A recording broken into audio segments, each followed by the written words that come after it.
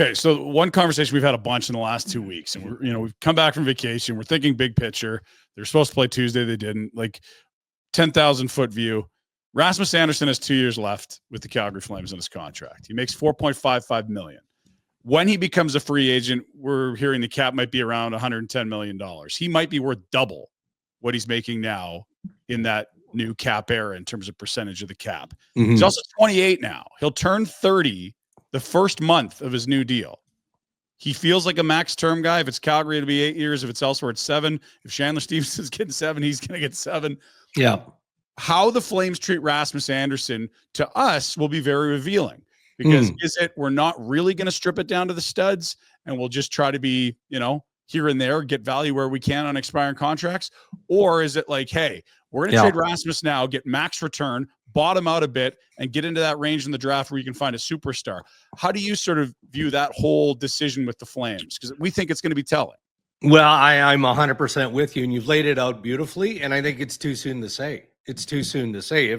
If I was forced to answer, and I think if Craig Conroy was forced to answer, he would say that no, we're still in it to win. We still believe that we've got the guts, the nucleus of a group that can win. So in the moment, they would probably lean towards extending.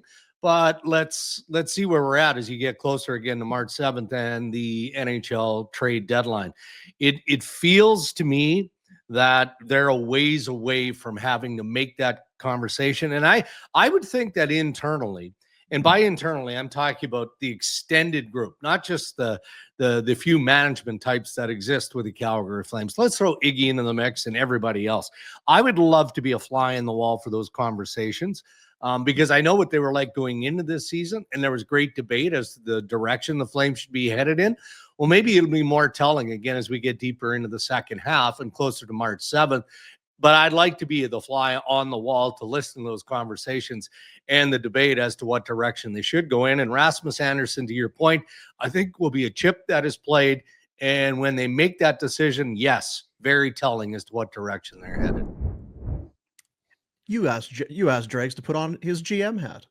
He's wearing it. He's got to put on your GM hat. Yeah, I did pretty good because I didn't really answer the question. No, you sure didn't. That was pretty good. Yeah, it was pretty good. Yeah, it was good though. I liked it. Yeah. No, I mean, as you can imagine, we talk about it a lot. I rolled the clock back a year, and it was, what are you going to get for Lindholm and Hanifin and Tanev? I was like, well, you get a first to Foley. You're going to get.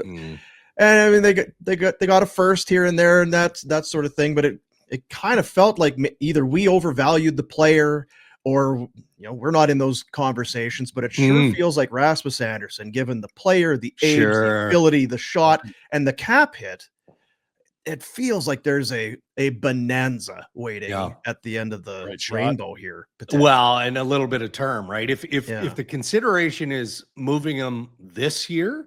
That might be a big one. If I were Connie and again, I was being encouraged or influenced by the bigger group, and I believe that, okay, it is time for a reset. I'd keep my powder dry until around the draft and do it in the off season. Would you not get more selling 2 deadlines or 2 playoff runs to a team at the deadline? Maybe. This year, right? I mean, that's possible. You have to have those conversations though, right? You have to have those conversations. I just think it would be worth more. Like if you're the Leafs, you get to use this guy this year and the next year, or But you only sold 2 months of Elias Lindholm. You got 5 assets. One of them's a first. Imagine if you sold another year of that player. Contracts. But what do you want in return? Like, asking for, like a first plus. Just take all the picks, but other people would say take a young player back. Well, I know what you're asking for. You're asking for Fraser Minton, Easton Cowan, something like that, and a first, and a first, probably, and maybe you got to eat Nicky Robertson as part of it, right? I mean, that's the type of conversation that Brad Treliving, absolutely, we can all envision him having with Ronnie. But guess what? And I don't look at every owner has incredible say, even in hockey operations, even though most GMs say, no, my owner gives me autonomy. I have free will. I can do what I want. No, everybody's got a boss. Mhm. I'm not so sure that Murray Edwards wants to help Brad Treliving or the Toronto Maple There Leafs. is that, Tune yeah. in every Saturday night as Rasmus Anderson and the Maple Leafs. That might be a tough one unless they're overpaying. And to be fair, that blue line's a lot better than it was. I feel like there's Yeah, it is. Or just in general, as far as it's- an Anderson deal, if you feel you get Yeah. two runs, Yeah. I like it. Yeah. But I'll tell you, if you've watched the Leafs, and we did that game last night, it's a better blue line because Tanev is in it. So Yeah. and all of them, Ekman Larson, he's come back down to earth in the last couple of weeks. He was sideways last night against Carolina. Probably his worst game of the year. And I'll give him full credit because he's been a real nice add for the Maple Leafs.